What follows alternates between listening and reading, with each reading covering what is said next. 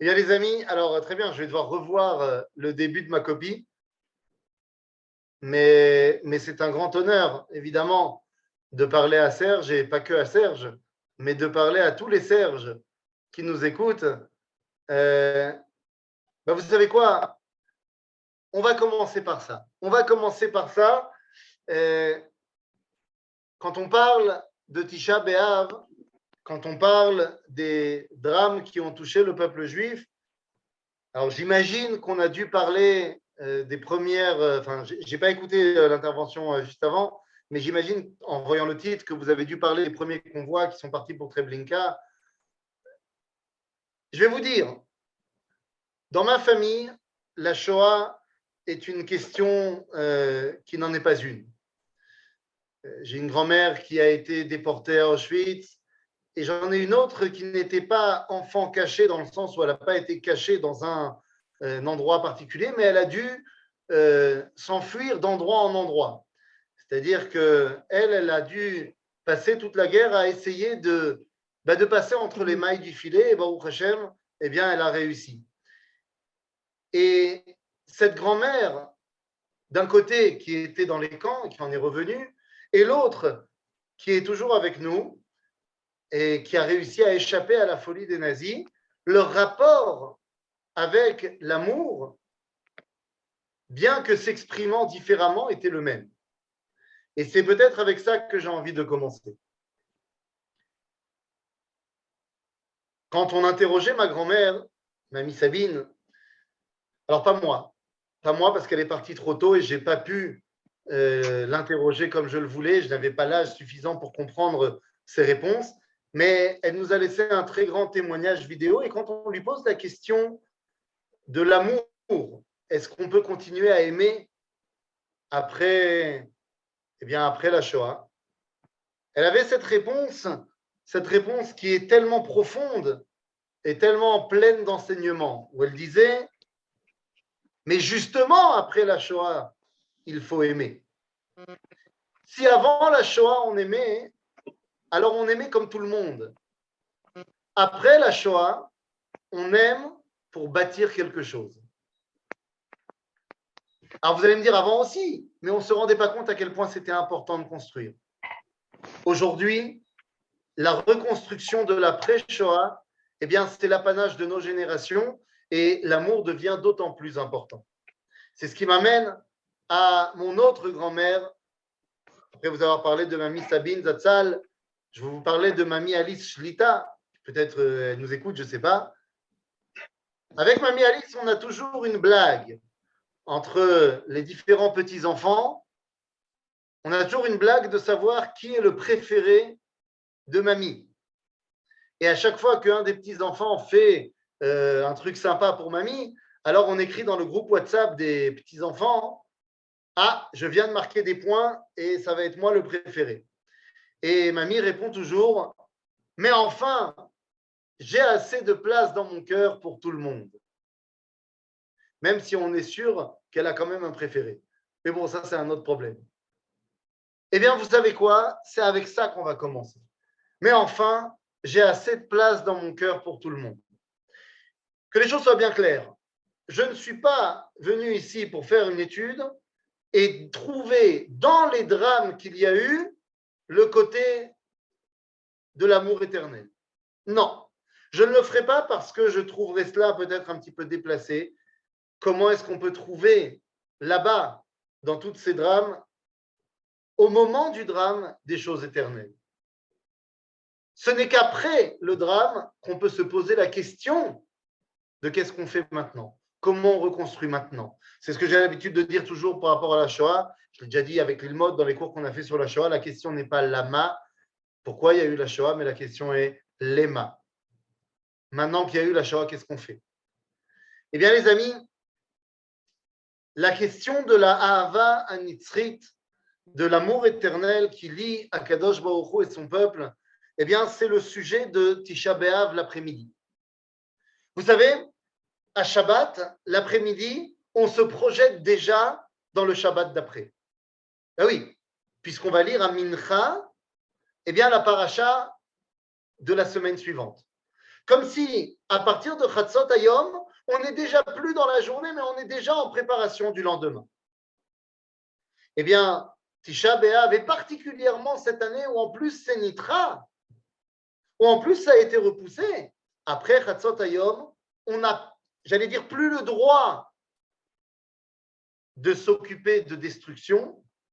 Et nous avons le devoir de nous occuper de réconfort, de Nechama, et donc de parler de ces liens inébranlables d'amour entre Akadosh Baruch Hu et son peuple.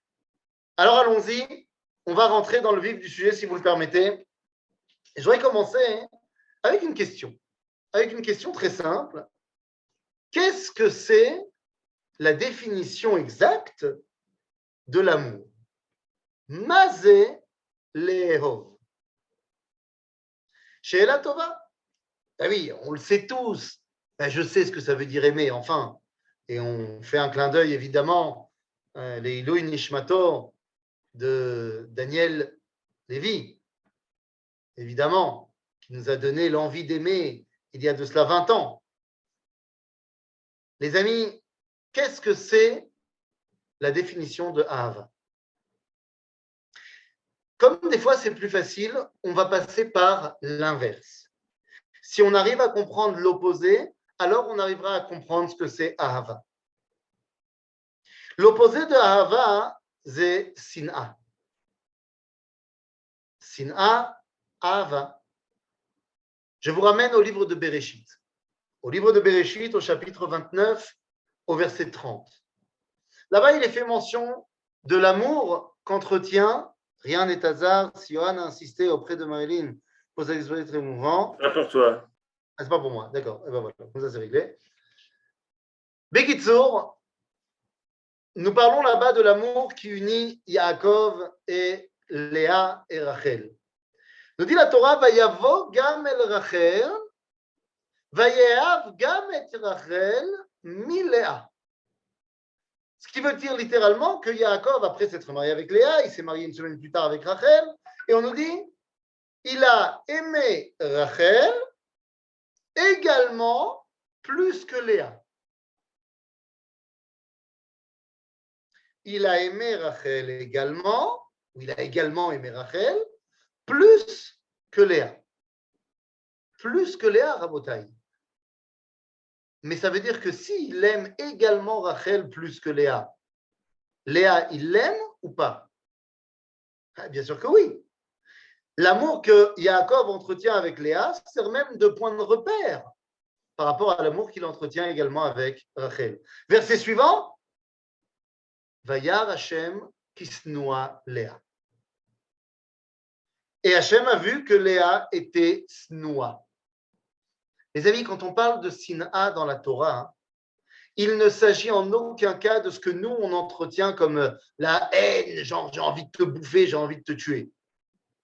Sin'a, dans la Torah, c'est exactement ce qu'on vient de lire.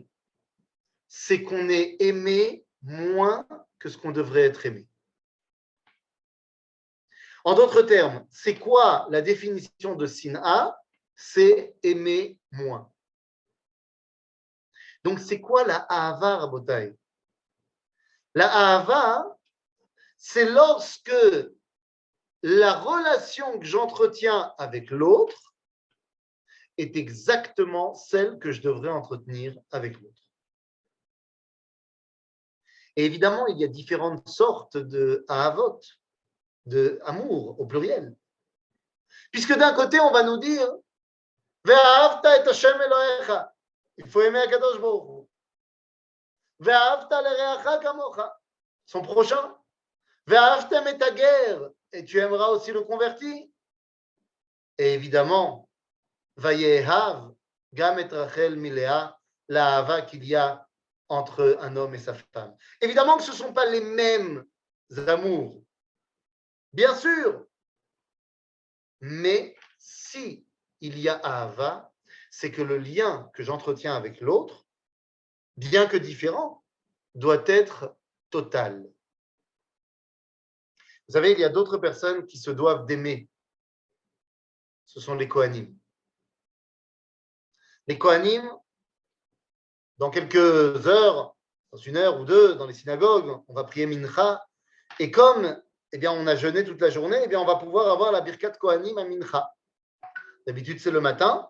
Là, ce sera à Mincha. Et juste avant de nous bénir, les Kohanim vont dire une bracha. Ils vont dire Baruch Hashem, asher kideshanu b'kedushato shel Aaron, vetzivanu levarech et amo Israël be'ahava. Que les Kohanim doivent bénir le peuple juif. Ah, Monique, tu dis aimer, c'est donner. C'est ce qu'il y a de plus beau, disait l'autre. Nous dit la bracha des Kohanim qui doivent nous bénir be'ahava. Et la question est, mais d'où ça vient ça? D'où on sait que les Kohanim doivent bénir le peuple juif be'ahava? Dans la Torah, il n'y a pas marqué. Dans la Torah, il y a marqué Ko tevarechu et bnei Israël. Ainsi, vous bénirez les bnei Israël.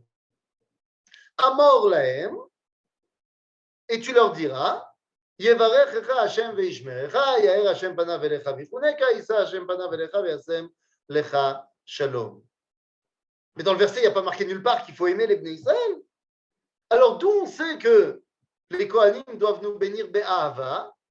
Eh bien, les amis, je vais vous dire la raison. Ne riez pas. C'est Tisha B'Av. Je ne suis pas en train de vous faire des blagues. Même si ça a l'air d'être une blague, ce que je vais vous dire. Il y avait un homme qui s'appelait Rabbi Leontin. Misé Rabbi Leontin.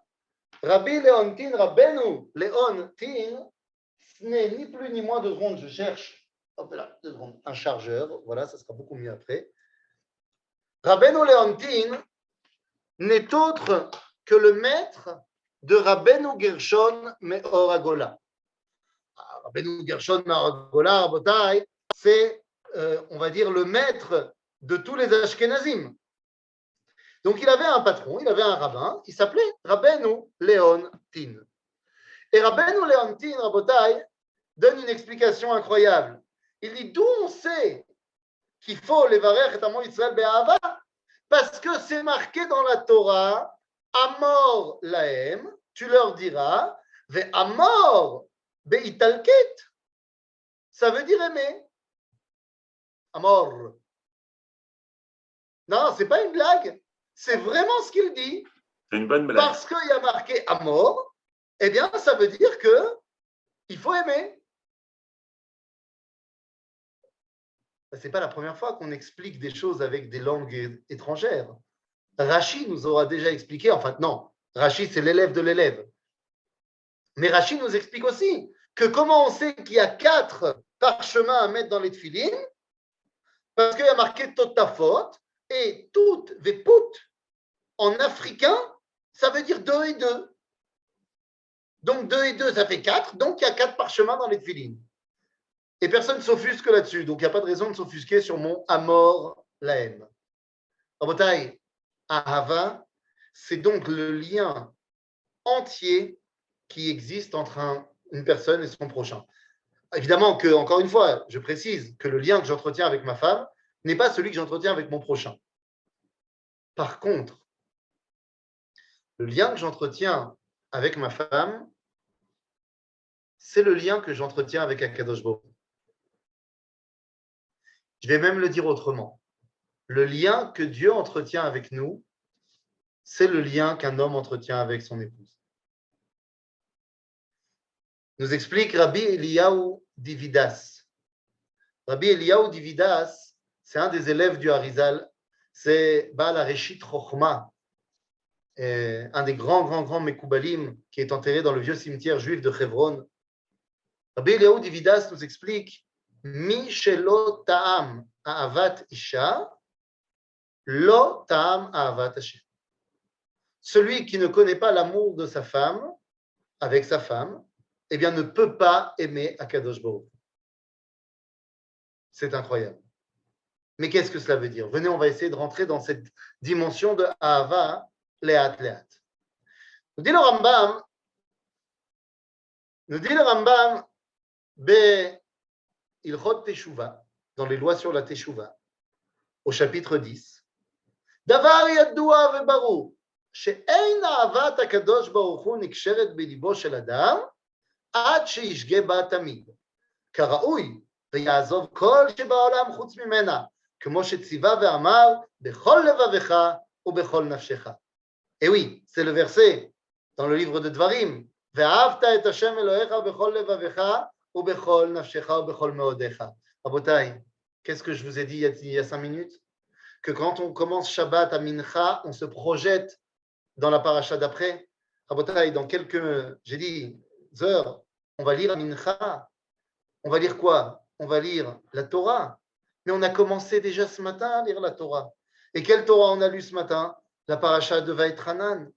La paracha de Vaïtranan, c'est celle qu'on va lire ce Shabbat. On est en plein dedans. Et c'est celle-là où est mentionné le schéma Ve'ahavta et Hashem Elohecha. Bechol levavecha, ou bechol nafshecha, ou bechol meodecha. Nous dit le Rambam, c'est bien beau de dire dans la Torah qu'il faut aimer Dieu, mais comment? Sache que l'amour que tu as de Dieu dépend d'une chose. Ela bedat sheyedaeu. Ve'al pi adat tiye ha'ava. Im me'at me'at, ve'im arbe arbe. Je le dis en français. Nous dit le Rambam, l'amour avec Akadosh Baruch Hu, eh bien, ne dépend que d'une chose, c'est à quel point tu le connais. Plus tu connais Dieu, plus tu l'aimes. Moins tu le connais, moins tu l'aimes. Évidemment, nous savons bien que dans la Torah, un des verbes utilisés pour parler de l'amour entre un homme et sa femme, c'est la da'at. Ve'adam yada et chava ishto. J'ai l'habitude de dire, je suis avec un groupe de Taglit. Et avec un groupe de Taglit, vous savez comment ça marche. On a l'habitude, vous savez, les gens de Taglit, des jeunes et tout. Tout de suite, au début, j'ai envie de leur dire que je suis marié, histoire de ne pas faire de... que les choses soient bien claires dès le départ. Et alors, à chaque fois, je leur dis, ben oui, ça fait 15 ans que je suis marié avec ma femme, je commence à l'aimer. Et tout le monde se moque de moi. Il dit, mais évidemment, quand je me suis marié, j'étais amoureux, mais pas amoureux comme quand tu la connais depuis 15 ans. Puisque quand tu te maries, tu la connais un peu. Et après, tu la connais plus. Donc, tu l'aimes plus. Qui bemidat adat, ti midat ahava. Immeat meat veim arbe arbe. Si tu l'aimes un peu, tu aimes. Si tu connais un peu, tu aimes un peu. Tu connais beaucoup, tu aimes beaucoup. Azribono shel olam. Combien on le connaît, c'est ce qui va déterminer combien on l'aime. Mais sauf que maintenant, j'inverse la chose. Combien lui, il nous connaît, déterminera combien il nous aime. Mais combien Akadosh Baruch Hu, il nous connaît? Combien il nous connaît? Alors vous allez me dire, mais il nous connaît par cœur. Il nous a créés. Il nous connaît par cœur. Ouais, mais des fois, on est capable de le surprendre. Ouais. Bémet, on est capable de le surprendre. Vous savez quand est-ce qu'on est capable de le surprendre? On est capable de le surprendre, par exemple, lorsque dans la Gemara de Tanuro Shel Achnai, vous savez, tous ces rabbins qui se disputent de savoir est-ce que le four, il peut prendre l'impureté, il ne peut pas prendre l'impureté, on ne va pas revenir là-dessus. Les rabbins se disputent, et finalement la Gemara pose la question, et comment Dieu a réagi au moment où tout le monde se disputait en bas pour savoir quelle était la volonté divine? Dieu a dit « Nitzruni banai, nitzruni banai ». Ce qui veut dire, on pourrait penser ils m'ont vaincu, mais non, ils m'ont rendu éternel. Netzach. Parce qu'en fait, ils se disputent pourquoi? Pour savoir comment se connecter à moi autant. Moi, je ne pensais pas à tout ça, entre guillemets. Puisqu'on est en train de jeûner, on n'a pas faim. Donc, je me permets de parler de nourriture. Eh oui, on va parler un peu de nourriture. D'après la halakha, d'après la Torah, pas la halakha, d'après la Torah, quand est-ce que je dois faire le Birkat Hamazon? Lorsque je suis rassasié. Ve'achalta, ve'savata, ou ve'rachta. Mais Am Israël, il a tellement envie de s'attacher à Dieu qu'il a déterminé Shiur Zviya. Il a dit non, Quand est-ce que tu es rassasié? Quand tu manges kazaït. Je peux t'assurer que quand tu manges kazaït, tu n'es pas rassasié. Mais non, j'ai envie de m'obliger à me connecter à Dieu. Et donc, Akadosh Baruch Hu, il dit, ouais, c'est trop cruel, je sais, Nachon. Et Akadosh Baruch Hu, il dit, attends, moi, je leur ai demandé de me faire la bracha que quand ils sont rassasiés, eux, ils se sont imposés un rassasiement. Alors, évidemment que Veissa Hashem Panav Elecha Ve'asem Lecha Shalom. Bien sûr que je vais leur faire un kiff. Issa Hashem, ça veut dire leur faire un kiff. Abotai, Ahava, on a dit, dépend de notre connaissance. Alors, qu'est-ce que je dois aimer? Je dois aimer Akadosh Baruch Hu, mais je dois aimer également sa Torah, bien évidemment, puisque grâce à sa Torah, j'apprends à le connaître. Seulement la Torah, hein, c'est quelque part l'acte de mariage entre lui et nous. Et il faut aussi également une maison. Et Akadosh Baruch Hu nous a donné notre maison. Il nous a ramenés en Eretz Israël. J'ai l'habitude de dire à mes groupes de Taglit, quand on est à un beau point d'observation, comme ça sur le lac de Tibériade, et là je leur dis, ah là là, c'est beau Israël. Ils me disent, ouais. Je dis, vous aimez Israël? Je dis, ouais. Je leur dis, vous êtes des menteurs. Comment tu peux dire que tu aimes Israël? Israël, c'est pas que la plage de Gordon à Tel Aviv, c'est pas que le Kikar Natania. Tu ne peux pas dire que tu aimes Israël si tu ne la connais pas. Alors on va se balader pour apprendre à la connaître. Rabotai, le lien qui unit la terre d'Israël au peuple juif, c'est un lien de Khatan Vekala lui aussi. Dit le Rav Kook dans Oroth, au chapitre 1. Eretz Israël chativa tzmutit kshura bekesher chayim imaouma. La terre d'Israël, le lien qui l'unit au peuple juif, c'est le lien qui donne la vie. Un lien qui donne la vie, c'est le lien entre un homme et sa femme. Le lien qui donne la vie, nous dit le livre de Yecheskel Hanavi, Atem kruim Adam, ve'ein umot haolam kruim Adam. Vous êtes appelés Adam, vous le peuple juif, et les nations ne sont pas appelées Adam. Incroyable. Nous sommes appelés Adam. Ne traduisez pas homme. Non, parce que homme et femme, ça n'a rien à voir. Étymologiquement, le mot homme et femme ne veulent rien dire. Du moins, ils n'ont aucun lien. De la même façon que le mot man and woman, woman, ce n'est pas le féminin de man. De la même façon que gever et iteta en araméen, c'est deux mots qui ne veulent rien dire. Anthropos, guinéa, ce sont deux mots qui ne sont pas l'un le masculin de l'autre et le féminin de l'autre. Mais vous avez compris où je veux en venir. Am Israël, il est appelé Adam. Et c'est quoi le féminin de Adam? C'est Adama. La terre d'Israël, c'est mamash le féminin de Am Israël. C'est Khatan vezekala. De la même façon, on a dit que nous sommes reliés à Kadosh Baruch Hu et que sa Torah nous permet de le connaître. La terre d'Israël permet de cristalliser notre lien dans la maison. Quand on est à Yad Vashem, Rabotai, vous me parlez de Yad Vashem. Quand on est à Yad Vashem, et d'ailleurs pour répondre à ta question, Johan, qui m'a guidé à Yad Vashem, c'est pas Shlomo, parce qu'il était déjà avec un autre groupe. Et en fait, j'ai demandé à ce que. Enfin, j'ai pas été à Yad Vashem à l'intérieur parce que je voulais vraiment. J'avais une bonne connexion avec mon groupe et je voulais vraiment les guider moi à Yad Vashem. Et je suis guide en Israël, je suis guide en Pologne, mais je ne peux pas guider un groupe éducatif à Yad Vashem parce que je ne suis pas un guide de Yad Vashem. Donc finalement, j'ai changé la réservation et je les ai guidés dehors. On a fait un tour de 3 heures dehors. De toute façon, la majorité de mon groupe, ils avaient été au Bac Bleu Blanc, ils avaient déjà été à Yad Vashem, ils avaient été en Pologne. Moi, je leur ai dit, venez, on va faire le Yad Vashem que personne ne connaît. On va aller dehors. On va voir toutes les choses qu'il y a à voir dehors. Et comme ça, j'ai pu les guider là-bas.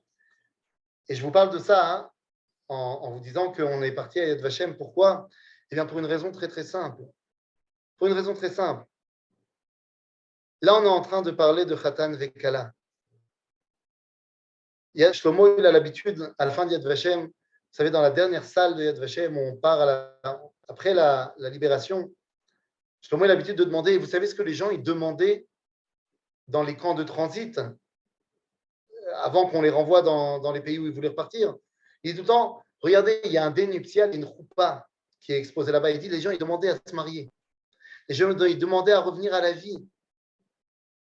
Et c'est de cela qu'on parle.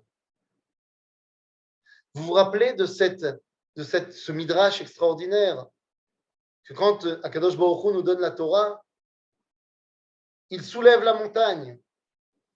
Kafa alem har kegigit. Et en fait, c'est quoi ce midrash? C'est que la montagne, Har Sinai, devient la choupa. Seulement, il faut lire le midrash jusqu'au bout. Ce n'est pas le Har Sinai qui est sur nos têtes. Kafa alem har kegigit. C'est le Har Sinai. Le midrash continue et dit que le Har Moria, il a dit non, non, non, non, non, c'est moi. Et il est venu se mettre sur le Har Sinai. Bon, évidemment que ça ne s'est pas passé vraiment dans les faits. C'est un midrash. Mais ça veut dire que la choupa avec Eretz Israël a bien eu lieu à ce moment-là. Donc on a dit qu'il y a l'amour avec Akadosh Baruch Hu et par l'intermédiaire de sa Torah pour apprendre à le connaître. Et il y a la maison. Il y a la maison. Mais ça ne suffit pas. C'est bien beau de dire qu'il faut connaître le Khatan, mais il faut connaître aussi la Kala. Il n'y a pas de raison qu'elle soit laissée pour compte. Et donc cette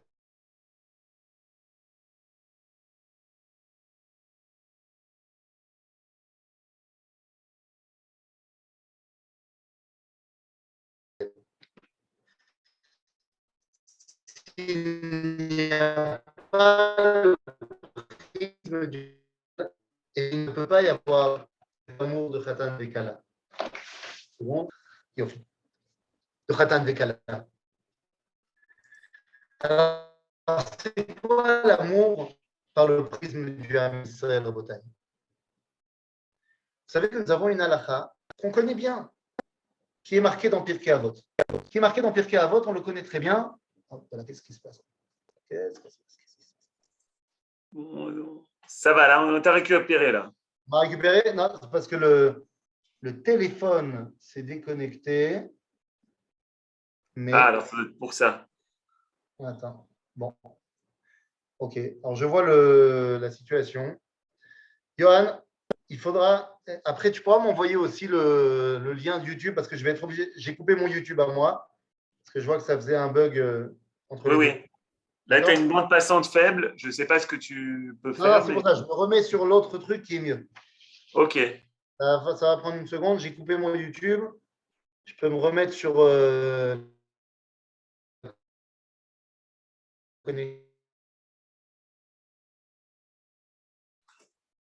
Voilà, on remercie le Rafizon qui est au sud d'Israël, dans le désert. Il n'y a pas beaucoup de connexion Internet là-bas. Et qui, malgré qu'il est au milieu d'un groupe Taglit, au début d'un groupe Taglit, qui prend le temps de donner cours à Tisha B'Av. Et donc, c'est pour ça qu'il y a ces problèmes du direct. Il n'est pas chez lui, comme d'habitude. Chez lui, il est à Mitzpeh Ramon, Rabotai. Voilà. J'espère que c'est un peu mieux. Vas-y. Je sais. J'essaye de faire au mieux. Non. Je vais. Non, il n'a pas terminé, Rabotai. T'inquiète pas. Je sais. Bon, pour l'instant, on marche avec ce Wi-Fi là. J'espère que je pourrai me remettre avec l'autre dans 2 minutes. J'ai éteint le téléphone, je l'ai remis. Bezrat Hashem Yeto. Bon, en tout cas, le prisme de la Hava du Ham Israël, c'est bien beau la Torah, c'est bien beau Eretz Israël, mais Yeshgam Ham Israël. Et donc, on a une Mishnah qui est une halakha qu'on connaît très bien, dans Mishnah, dans Pirkei Avot, Yoshua ben Perachia, venitai arbeli kiblu mehem. Yoshua ben Perachia omer, עשה לך רב וקנה לך חבר והבא דן את כל האדם לקו זכות. connais cette Mishnah. צריך לדון כל אדם לקו זכות. Seulement, je viens de dire la phrase de manière erronée. La Mishnah nous dit צריך לדון ודן את כל האדם לקו זכות. Et non pas ודן כל אדם לקו זכות. Vous allez me dire, mais quelle différence, mon ami? Tu as mis un hey, tu as enlevé un hey. La différence, elle est fondamentale. Pourquoi elle est fondamentale, Rabotai? Parce que lorsque je dis Ve'evedan kol Adam lekav zechut, qu'est-ce que cela veut dire? Eh bien, ça veut dire tout simplement que chacun, je dois le juger les kavzrout. Sauf que ce n'est pas ce qui est marqué dans la Mishnah. Ce qui est marqué dans la Mishnah, c'est Ve'evedan et kol ha-adam. Tout l'homme au singulier, mais l'homme dans son intégralité. Si tu veux pouvoir l'aimer, que ce soit ton prochain, que ce soit les Kohanim envers le peuple juif, que ce soit l'homme envers sa femme, Rabotai. Si tu veux l'aimer, il faut que tu puisses le voir dans son intégralité. Et c'est ça qui est fondamental. Ve'evedan et kol ha-adam. Avec ses imperfections, avec ses défauts. Kol ha-adam. Tout l'homme dans son intégralité.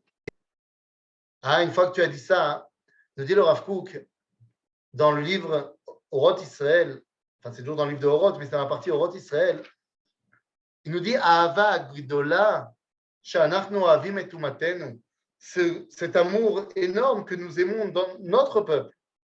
Lo tesamet enenu milevaker et kol mumea, ne nous empêchera pas de voir tous ses défauts. C'est pas parce que je suis amoureux du peuple juif que je ne vais pas dire là où ça ne va pas. Aval. איננו מציעים את עצמיותה גם אחרי הביקורת היותר חופשית, נקייה מכל מום. כולך יפה רעייתי, ומום אין בך. Mais même après la bikoret, même quand j'ai dit là où ça va pas, là où ça va pas, mon amour reste intact. Pourquoi? Parce que כולך יפה רעייתי, ומום אין בך. Tu es totalement belle, ma bien-aimée. Et chez toi, il n'y a aucun défaut. Quand je te prends et je regarde les choses de manière globale, alors il n'y a aucun défaut. Évidemment, si je me concentre sur un petit point de détail, mais on sait bien qu'un mariage, que ce soit entre un khatan et une kala, ou entre Ribono Shel Olam et son peuple, on ne peut pas se concentrer sur des détails. Les détails, ça amène le piment, c'est sympathique. Mais qu'est-ce qui maintient la cohésion?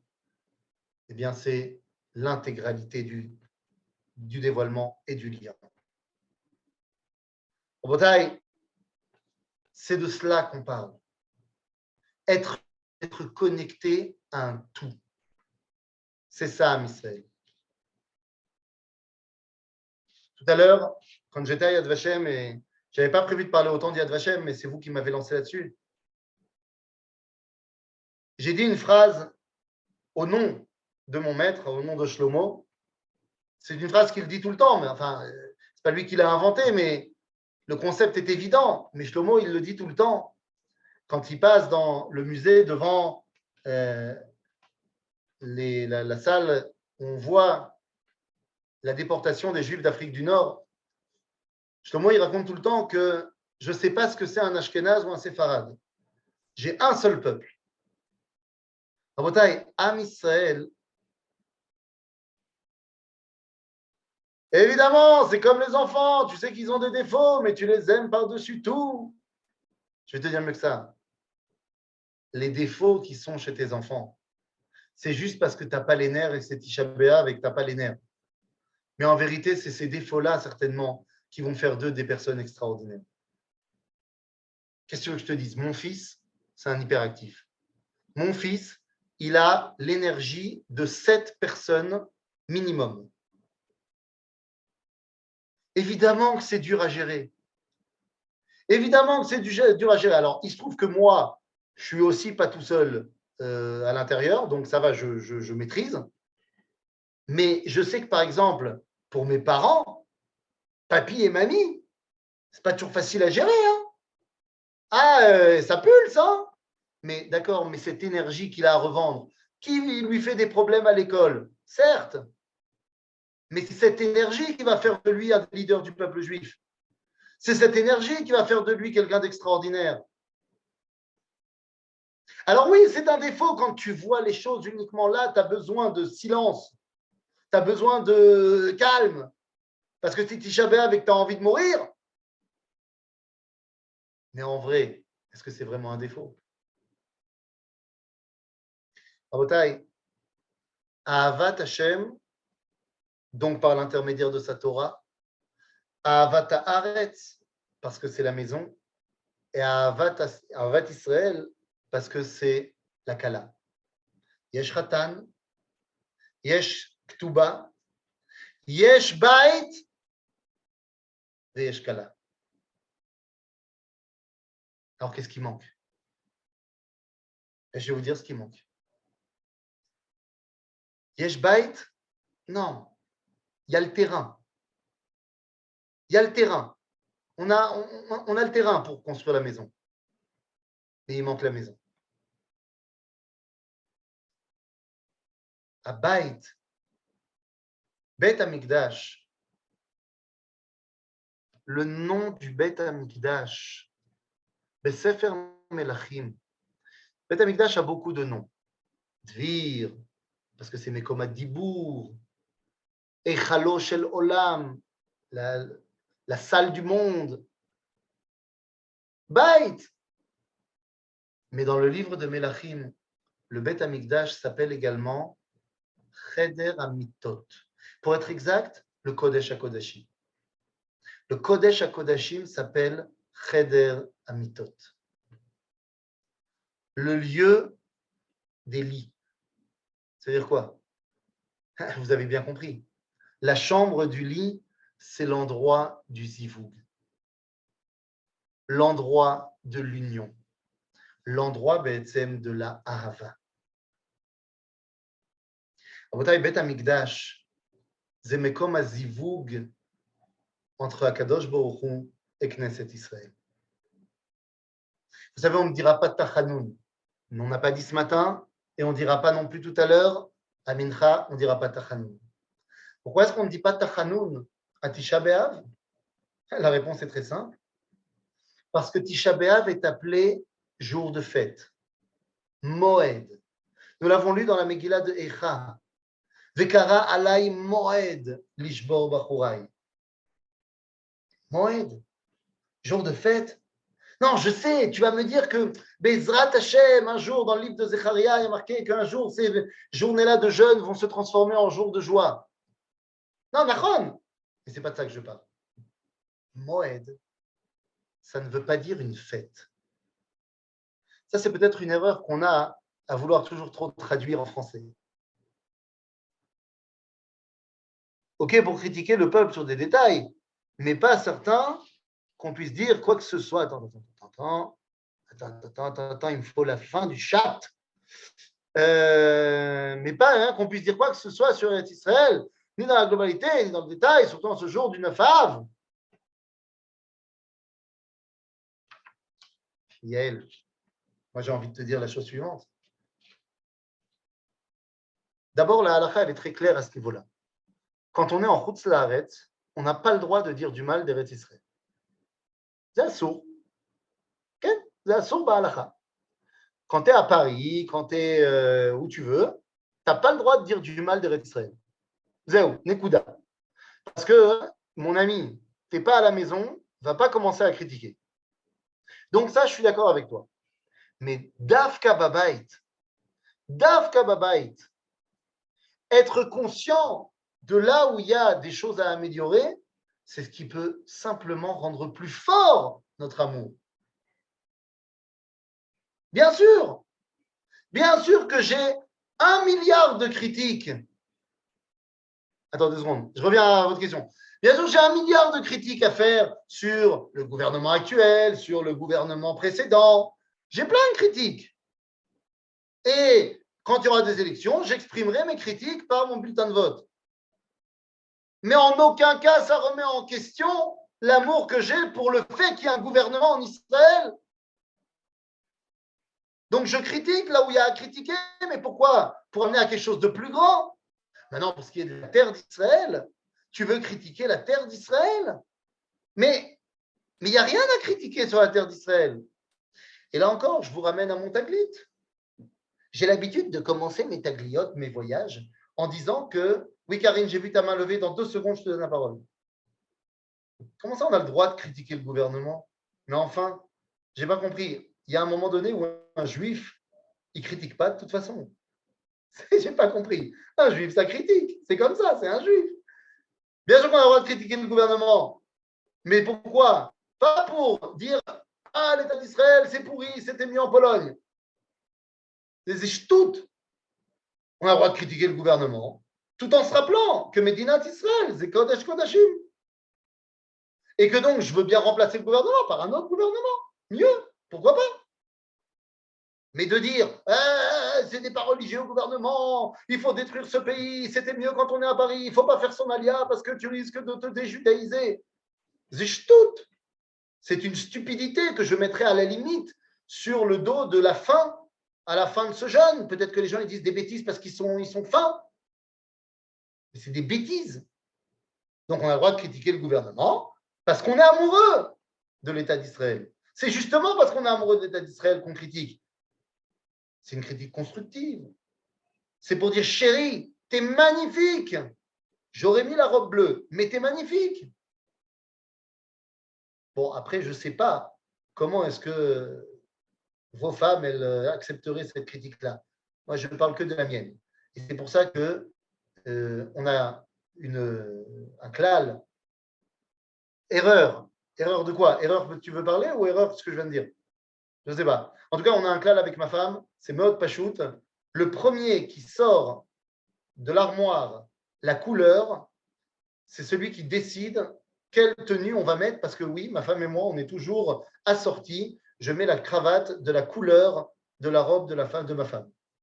Donc, le premier qui sort soit la cravate, soit la robe, c'est lui qui détermine la couleur qu'on va porter tous les deux. Donc, comme ça, le klal, il est pas shoot, il est mis en place, il est établi. Comme ça, tout va bien. Abotai, qu'est-ce qu'on est en train de dire? On est en train de dire que cette ahava, elle doit nous permettre d'avoir un moed. Alors, Karine, juste, je ne veux pas. Tu avais levé la main pour dire un truc, pas pour dire un truc? Oui, non, non, oui, non. OK. Moi, j'ai une question. On n'a normalement pas le droit d'étudier la Torah à Tisha B'Av. C'est bien de te réveiller à la fin de la journée d'études de l'Ilmod et au bout de 40 minutes de notre cours. C'est maintenant que tu te réveilles.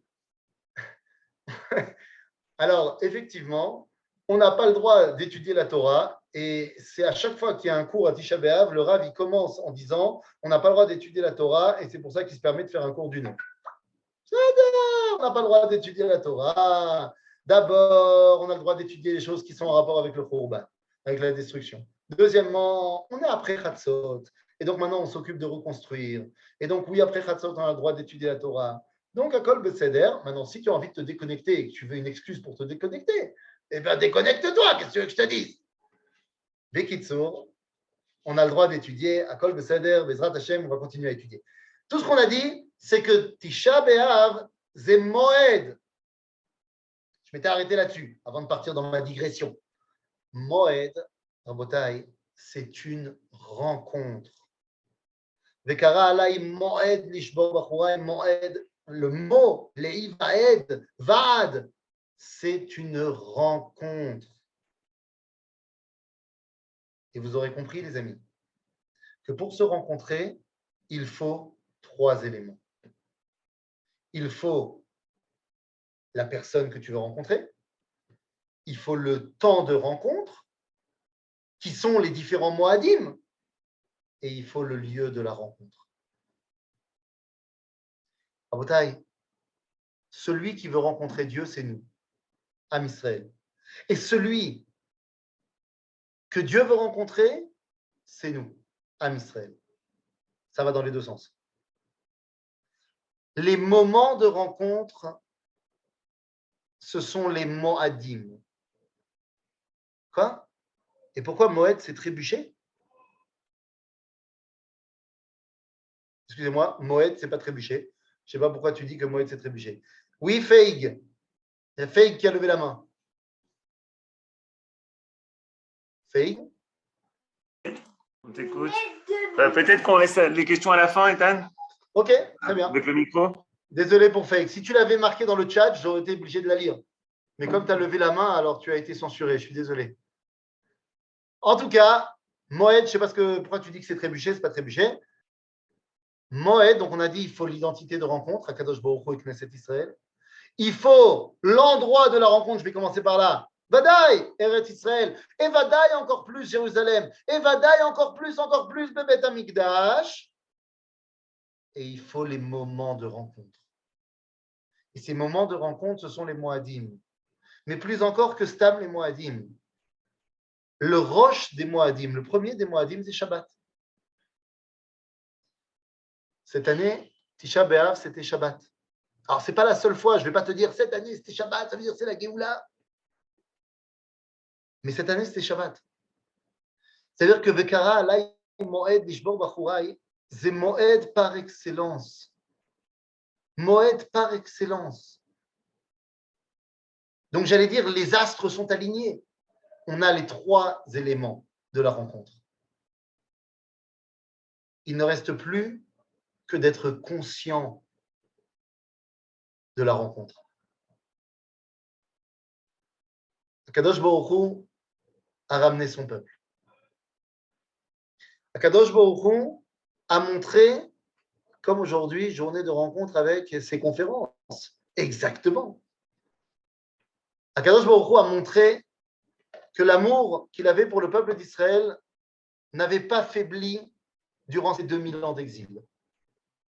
Il n'avait pas faibli. Pourquoi? Eh bien parce que il y a une question qui est posée par le Rav Chaim Akadosh, une question extraordinaire. On a oublié de se la poser, celle-là. Le Rav Chaim Akadosh il pose la question à 300 ans. Il dit, attends 2 secondes. Quel est le mérite du peuple juif pour avoir la Géoula? Et il répond de manière incroyable. Il y a une réponse du Rav Kook. Le Rav Kook, il dit, pourquoi est-ce que notre génération a mérité la Géoula? Il dit, parce qu'on s'occupe de Binyan Haaretz. Parce qu'on s'occupe de reconstruire la nation juive sur sa terre. Mais le Rav Chaim Akadosh, il pose la question 200 ans avant le Rav Kook, et il dit 2 secondes, 250 ans avant le Rav Kook, il dit, c'est quoi le mérite pour le peuple juif d'avoir la Géoula? Il dit, ben, c'est très simple. Le fait qu'après 1700 ans d'exil, il y ait toujours des juifs qu'on ne se soit pas assimilé, c'est le plus grand des mérites. On aurait dû s'assimiler en 2700 ans d'histoire. Le fait qu'on soit toujours là, c'est le plus grand des mérites. Et comment ça se fait qu'on a réussi à ne pas s'assimiler? Ben, d'un côté, parce que nous, on a gardé notre lien, mais aussi parce que Akadosh Baruch Hu, il n'a pas changé. Mazé, il n'a pas changé. On a étudié avec la Midreshet Yehuda Manitou, on a terminé cette année, après une année d'études incroyables sur les Nevi'im, les Trei Asar Nevi'im,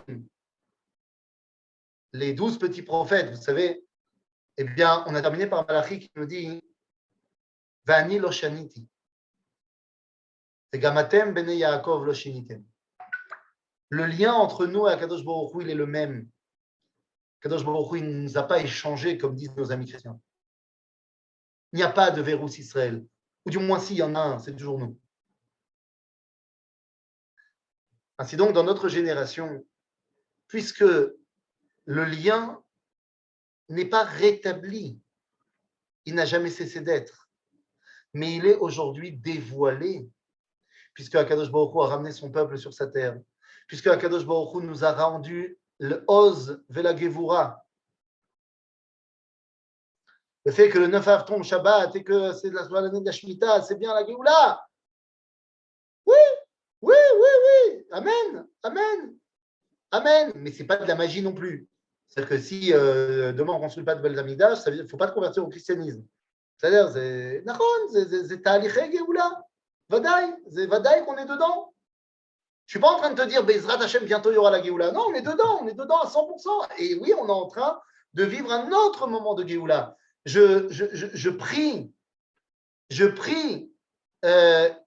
énormément que la Miftza Alot HaShachar qui a commencé hier, eh bien, soit véritablement Alot HaShachar de la Géoula. C'est une Miftza qu'on a attendue depuis très longtemps, qu'on n'attende pas de se faire taper dessus pour montrer qui est le patron. Qu'Am Israël retrouve sa Gvoura. Je suis très heureux de ce qui s'est passé et je prie et je souhaite que nos soldats réussissent, mamash, dans tout ce qu'ils entreprennent et que le gouvernement continue à leur donner la main libre pour montrer Oz vekvura chez l'Am Israël. Donc évidemment qu'on est en train de vivre quelque chose de grand. Je dis juste que je ne suis pas prophète et je ne suis pas magicien, donc je ne te dis pas, ouais, ça veut dire que dans 2 jours et 37 minutes, le Beth Amikdash va tomber du ciel. Non, je ne te dis pas ça. Il ne va pas tomber du ciel, on va devoir le construire. Mais Bezrat Hashem, on va comprendre que c'est le moment. C'est le moment. Les amis, il y a eu, je ne vais pas faire de pub pour une chaîne concurrente, mais il y a eu un débat qui a eu lieu sur une chaîne concurrente. Une chaîne de radio qui fait des émissions et tout ça. Et le débat portait sur la question du mont du Temple. Je ne vais pas du tout rentrer dans le débat halachique du mont du Temple ou pas du mont du Temple. On a le droit d'y aller, on n'a pas le droit d'y aller. Parmi les rabbins qui ont parlé aujourd'hui, il y en a qui sont pour, il y en a qui sont contre. Ce n'est pas mon débat. Ce n'est pas ça que je veux dire. Dans le débat qui a eu lieu sur une chaîne concurrente, eh bien, un des protagonistes a dit « ce n'est pas le moment ». Et moi, j'aimerais vous dire que c'est totalement le moment. Je ne dis pas c'est totalement le moment de monter ou pas de monter. Ce n'est pas ça que je dis. C'est que c'est véritablement maintenant le moment de s'occuper de la question du Beth Amikdash. Après, monter, pas monter, c'est un débat halachique, on verra. Mais c'est maintenant le moment de s'occuper de ça. Pourquoi c'est le moment de s'occuper de ça? Je l'ai déjà dit et je le redis. Parce que parmi toutes les choses qui se sont passées à Tisha B'Av, dans toute l'histoire juive, on a corrigé toutes, sauf la destruction du Beth Amikdash, Rishon Vasheni. Le fait que nos ancêtres ne sont pas rentrés en Israël, ça y est, on est rentré en Israël. Le fait que Bar Korva et l'indépendance juive sont tombés, ça y est, on a retrouvé notre indépendance. Le fait que Jérusalem, on y est semé du sel pour dire qu'elle ne repoussera jamais, Jérusalem, tu ne peux pas te balader dans une rue sans avoir un embouteillage tellement Baruch Ata Hashem Bonei Yerushalayim. Le fait qu'il y a eu l'expulsion des Juifs d'Angleterre, ça y est, ils sont revenus en Angleterre et de là, ils ont fait leur alia.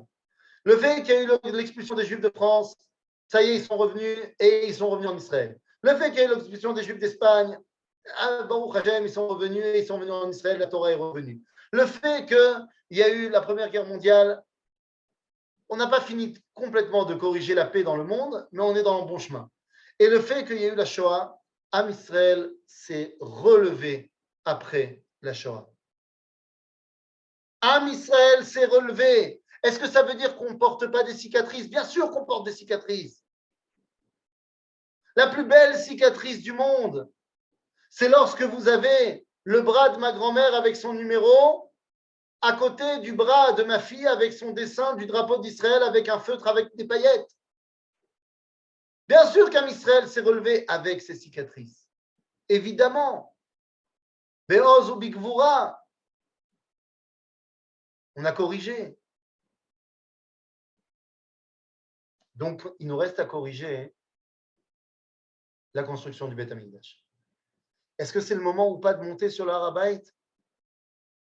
Rabotai, c'est sûr que c'est le moment de recommencer à s'intéresser au Beth Amikdash.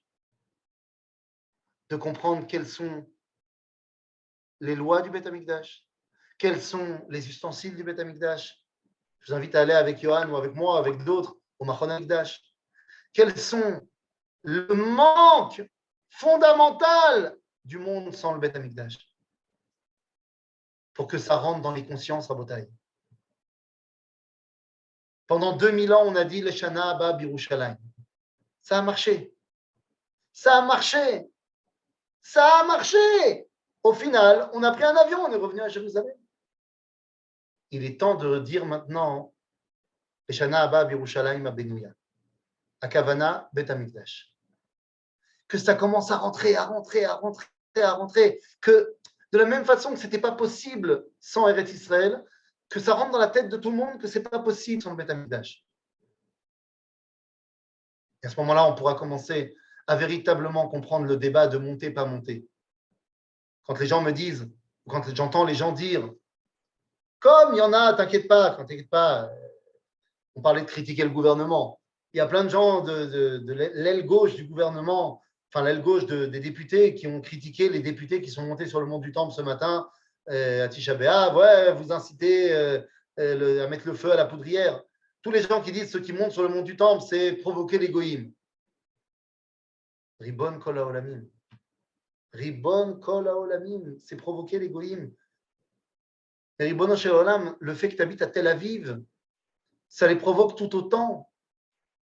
Tu crois quoi?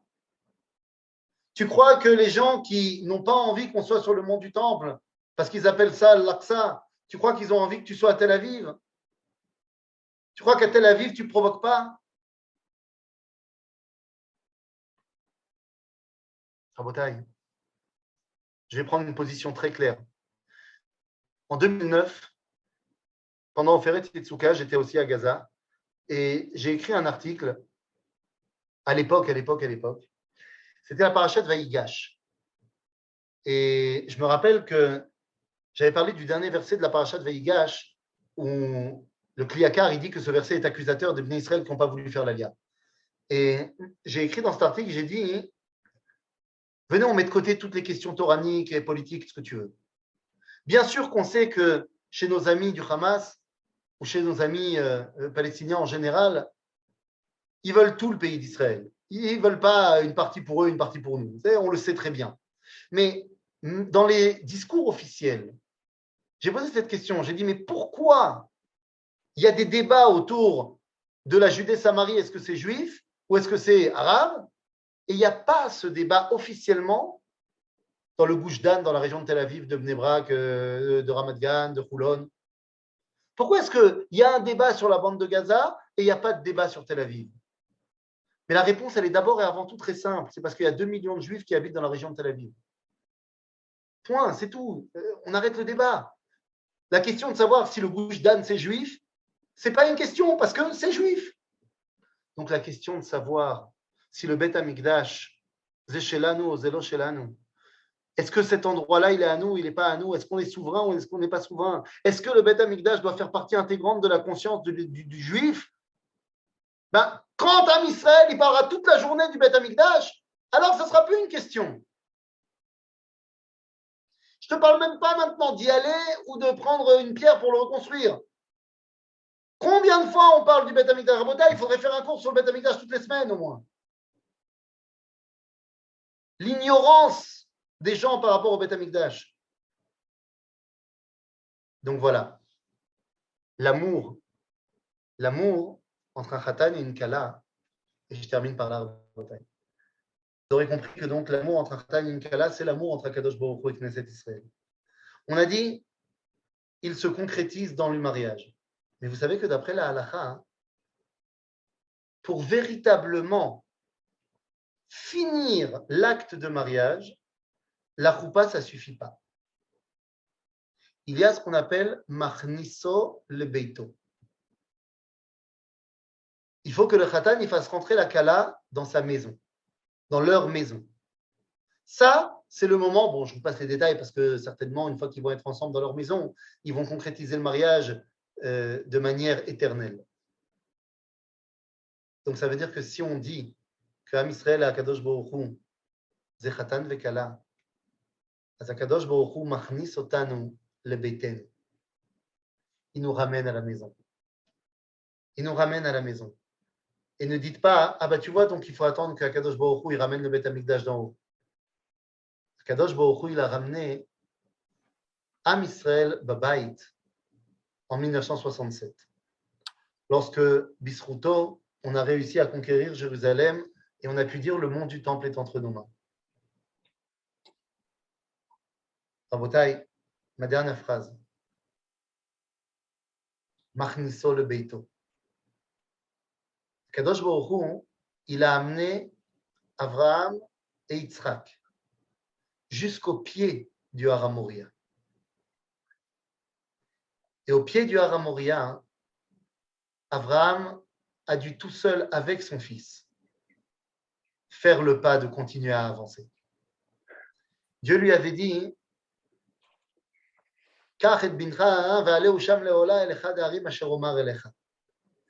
et au bout de 3 jours, Abraham arrive au pied du Har Moria.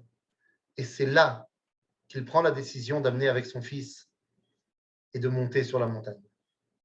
Et à ce moment-là, on nous dit Vayelchu shnehem yartav. Yartav, c'est lorsqu'ils ne font plus qu'un. Et c'est ça, la dimension d'unité qu'on attend dans cette Ahava Nitzrit, dans cet amour éternel qu'il y a entre Knesset Israël et Kadosh Baruch Hu. Cet amour éternel, pendant très longtemps, il a été en Zoom. Pendant 2000 ans, il a été en Zoom.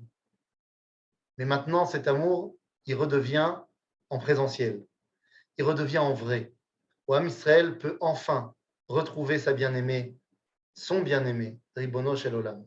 Nous vivons la génération du Moed, la génération de la rencontre, et il ne tient qu'à nous de ne pas rater cette rencontre et d'en profiter pour faire de ce moment, de cette génération, la génération des reconstructeurs, ceux qui vont construire la maison pour finaliser Machniso le Beito Bimera Beyamenu.